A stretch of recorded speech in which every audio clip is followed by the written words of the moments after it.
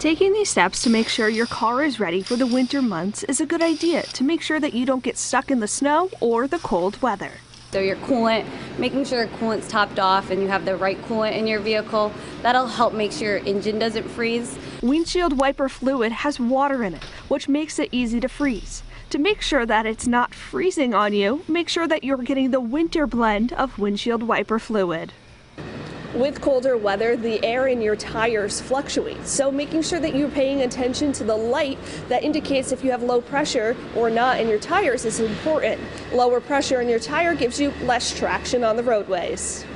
Less traction on the roads when it's snowing could lead to your car spinning out or getting stuck. Obviously, when you go start your car, the worst thing is the car doesn't start. So making sure your battery, have it get tested.